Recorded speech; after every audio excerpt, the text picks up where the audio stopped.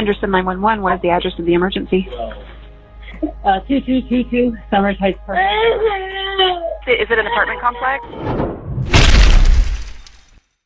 یہ اس لڑکی کی مرنے سے پہلے آخری آواز تھی جو دنیا والوں نے سنی۔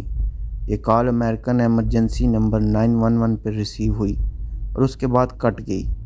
یہ ایسا مرڈر کیس تھا جس میں ججز بھی روئے تھے۔ اس لڑکی کا نام اینجلینا تھا جو اسکول میں پڑھتی تھی۔ اس کی کلاس میں ایک لڑکا مونٹو تھا جو کہ ایک بدنام زمانہ گینگ سے تعلق رکھتا تھا اور سب ان سے جان چھڑاتے تھے۔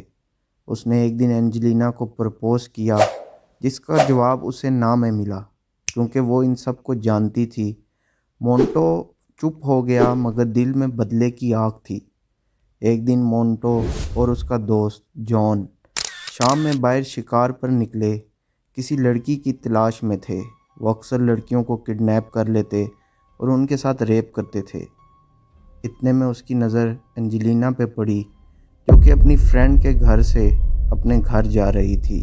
وہ سائیکل پر تھی۔ اس کے شیطانی دماغ میں وہی آیا جس کا ڈر تھا۔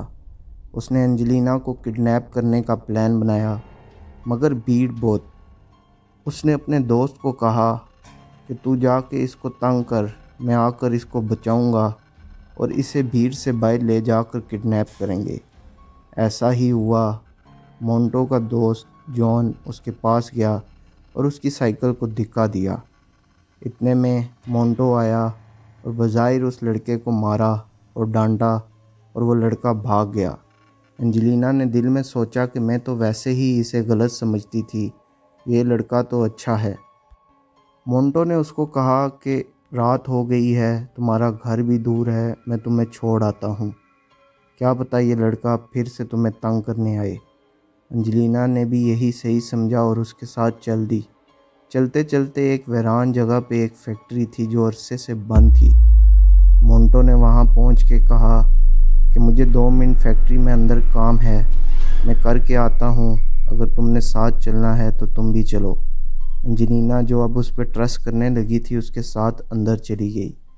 اندر جا کے اس کی حیرانی کی انتہا رہ گئی کہ سامنے وہی لڑکا جان بیٹھا تھا۔ ان دونوں نے اس کو پکڑ کے ادھر باندھ دیا اور اس کے ساتھ زیادتی کی، ریپ کر کے اس کو دوبارہ وہیں باندھ دیا اور 2 دن تک وہ لڑکی اسی طرح وہاں باندھی رہی اور اس کے ساتھ یہ لوگ آ کر زیادتی کرتے تھے۔ 2 دن کے بعد مونٹو نے اس لڑکی کو جان کے گھر میں شفٹ کر دیا جہاں پہ کوئی نہیں تھا، وہ گھر خالی پڑا تھا۔ یہ لوگ اس کے ساتھ زیادتی کرتے رہے۔ آہستہ آہستہ یہ بات ان کے گینگ والوں کو پتہ چل گئی کہ انہوں نے کوئی لڑکی لائی ہوئی ہے۔ وہ بھی ساتھ ساتھ آتے رہے، کبھی 10 لڑکے، کبھی 12 لڑکے، اور وہ سب آ کر اس لڑکی کو زیادتی کا نشانہ بناتے رہے۔ بات یہاں رکی نہیں، یہ لوگ اس کے ساتھ ریپ تو کرتے تھے مگر اس کو ساتھ تشدد کا نشانہ بناتے تھے، یہاں تک کہ کورٹ میں بتایا گیا کہ اس کے پرائیویٹ پارٹ تک کو کاٹ دیا گیا۔ اس کے پرائیویٹ پارٹ میں راڈ کا استعمال کیا گیا۔ اس کا جسم اندر سے بری طرح کٹ چکا تھا، اس کا جسم باہر سے بھی پوری طرح کٹا ہوا تھا۔ یہ بات سن کر کورٹ میں بیٹھا ہر شخص رونے پر مجبور ہو گیا۔ اس واقعے کے بعد سالوں تک امریکہ میں لوگ خوفزدہ رہے اور اپنے بچوں کو باہر نکالنے سے ڈرتے رہے۔ پوسٹ مارٹم رپورٹ میں یہ بات ثابت ہوئی تھی کہ اس لڑکی کے ساتھ کم از کم 100 لڑکوں نے ریپ کیا ہے اور اس کی عمر صرف 16 برس تھی۔ بالآخر وہ دن آ گیا جس دن کا انتظار اس لڑکی کو تھا۔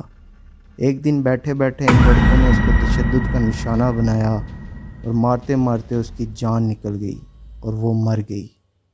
مرنے کے بعد ان لوگوں نے ایک ڈرم لیا، اس میں اس کی لاش کو رکھا اور اس ڈرم کو کنکریٹ سے فل کر دیا۔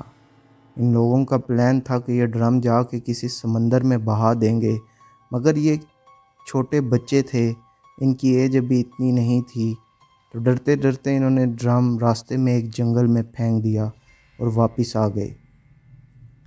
قدرت کا قانون کہ کچھ عرصے بعد دوبارہ یہ لڑکے کسی اور لڑکی کو کڈنیپ کر رہے تھے تو وہاں پولیس آ گئی اور یہ گرفتار ہو گئے۔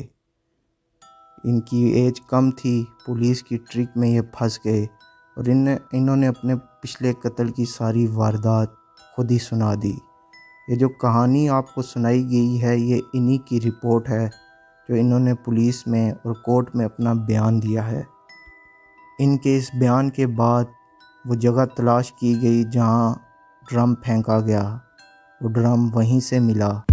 اس کو توڑنے پر اس کے اندر سے ایک لاش نکلی جس کا پوسٹ مارٹم کیا گیا۔ یہ واحد پوسٹ مارٹم تھا جس میں ڈاکٹر دیکھ کر خود بے ہوش ہو گیا کہ کس بے دردی سے اس 16 سال کی لڑکی کا قتل کیا گیا تھا۔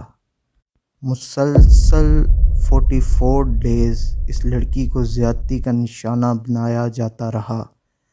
44 دن اس کے گھر والے اس کو ڈھونڈتے رہے، پولیس اس کو ڈھونڈتی رہی، مگر یہ لڑکی کس تکلیف سے گزری کوئی نہیں جانتا تھا۔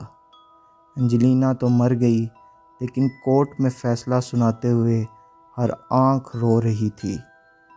ان کی ایج کم ہونے کی وجہ سے مونٹو کو 17 سال کی قید ہوئی تھی اور اس کے دوستوں کو 7 سال کی قید ہوئی تھی کیونکہ یہ انڈر 18 تھے سب لوگ، مگر اس بھیانک جرم کی سزا صرف پھانسی تھی۔ ایسی مزید سٹوریز سننے کے لیے ہماری چینل کی ہارر پلے لسٹ کو وزٹ کریں۔